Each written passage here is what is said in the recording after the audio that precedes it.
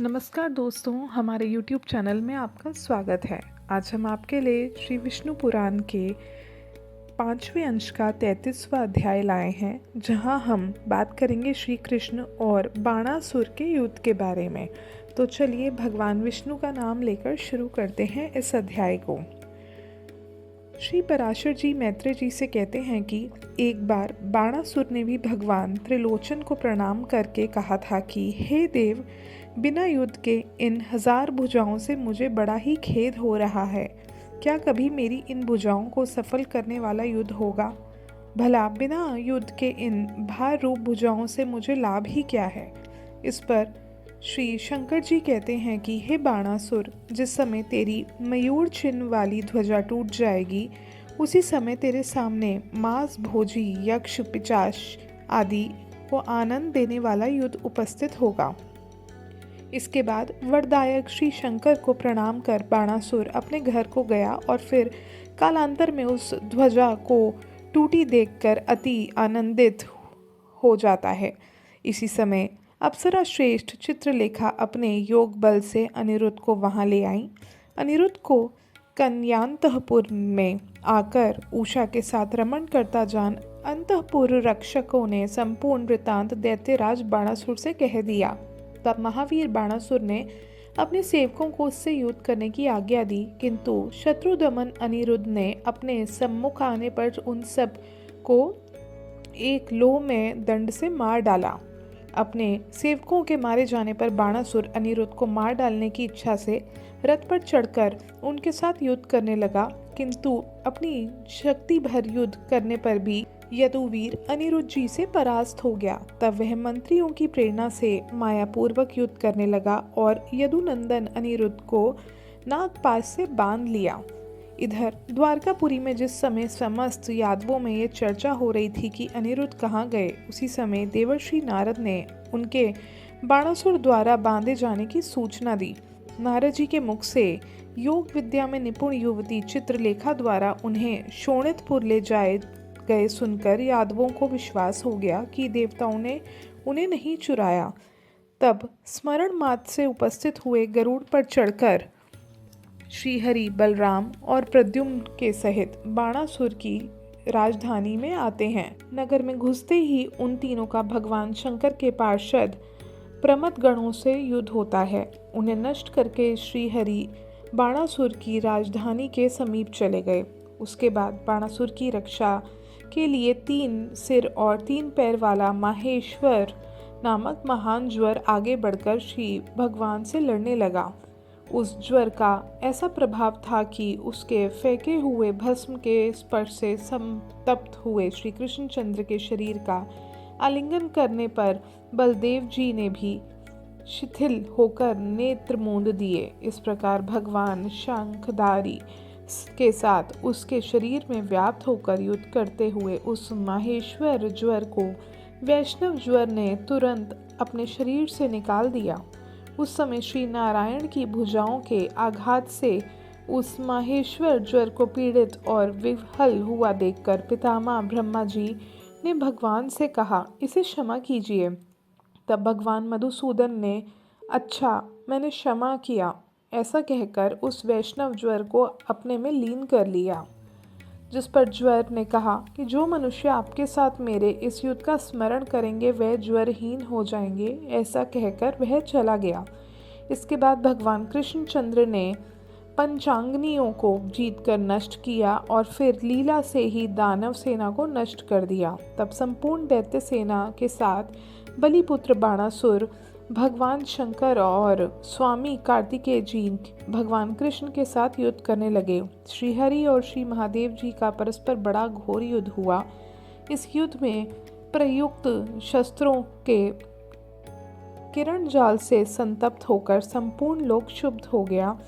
इस घोर युद्ध के उपस्थित होने पर देवताओं ने समझा कि निश्चय ही ये संपूर्ण जगत का प्रलय काल आ गया है। श्री गोविंद ने द्रिम्ब का अस्त्र छोड़ा, जिससे महादेव जी निंद्रित से होकर जुम्बाई लेने लगे। उनकी ऐसी दशा देखकर दैत्य और प्रमथगण चारों ओर भागने लगे। भगवान शंकर निद्राभिभूत होकर रथ के पिछले भाग में बैठ गए और फिर अनायास ही अद्भुत कर्म करने वाले श्री कृष्णचंद्र से युद्ध ना कर सके। इसके बाद गरुड़ द्वारा वाहन के नष्ट हो जाने से, प्रद्युम्न जी के शस्त्रों से पीड़ित होने तथा कृष्णचंद्र के हुंकार से शक्तिहीन हो जाने से स्वामी कार्तिकेय जी भी भागने लगे। इस प्रकार श्री कृष्णचंद्र द्वारा महादेव जी के निद्राभिभूत दैत्य सेना के नष्ट, स्वामी कार्तिकेय के पराजित और शिवगणों के क्षीण हो जाने पर कृष्ण, प्रद्युम्न और बलभद्र जी के साथ युद्ध करने के लिए वहां बाणासुर साक्षात नंदी ईश्वर द्वारा हांके जाते हुए महान रथ पर चढ़कर आए। उसके आते ही महावीरशाली बलभद्र जी ने अनेकों बाण बरसाकर बाणासुर की सेना को छिन्न भिन्न कर डाला। तब वह वीर धर्म से भ्रष्ट होकर भागने लगी। बाणासुर ने देखा कि उसकी सेना को बलभद्र जी बड़ी फुर्ती से हल से खींच कर मूसल से मार रहे हैं और श्री कृष्णचंद्र उसे बाणों से बींधे डालते हैं। तब बाणासुर का श्री कृष्णचंद्र के साथ घोर युद्ध छिड़ गया। वे दोनों परस्पर कवच भेदी बाण छोड़ने लगे, परंतु भगवान कृष्ण ने बाणासुर के छोड़े हुए तीखे बाणों को अपने बाणों से काट डाला और फिर बाणासुर कृष्ण को तथा कृष्ण बाणासुर को बींधने लगे। उस समय परस्पर चोट करने वाले बाणासुर और कृष्ण दोनों ही विजय की इच्छा से निरंतर शीघ्रतापूर्वक अस्त्र शस्त्र छोड़ने लगे। अंत में समस्त बाणों के छिन्न और संपूर्ण अस्त्र शस्त्रों के निष्फल हो जाने पर श्री हरि ने बाणासुर को मार डालने का विचार किया। तब दैत्य मंडल के शत्रु भगवान कृष्ण ने सैकड़ों सूर्य के समान प्रकाशमान अपने सुदर्शन चक्र को हाथ में ले लिया। जिस समय भगवान मधुसूदन बाणासुर को मारने के लिए चक्र छोड़ना ही चाहते थे, उसी समय दैत्यों की विद्या मंत्रमयी कुलदेवी कोटरी भगवान के सामने नग्न अवस्था में उपस्थित हुई।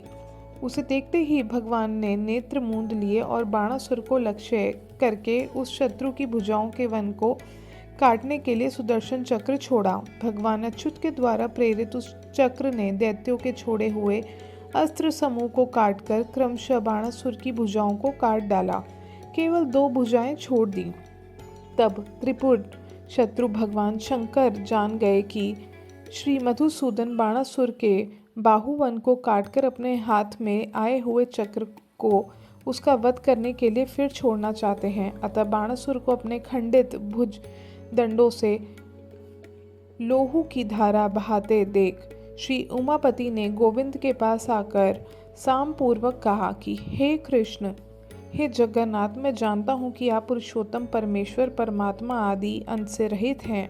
आप सर्वभूत हैं। आप जो देव, तिर्यक और मनुष्य आदि योनियों में शरीर धारण करते हैं, यह आपकी स्वाधीन चेष्टा की उपलक्षिका है और लीला है। आप प्रसन्न होइए। मैंने इस बाणासुर को अभयदान दिया है।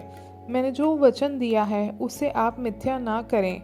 यह आपका अपराधी नहीं है, यह तो मेरा आश्रय पाने से ही इतना गर्वीला हुआ है।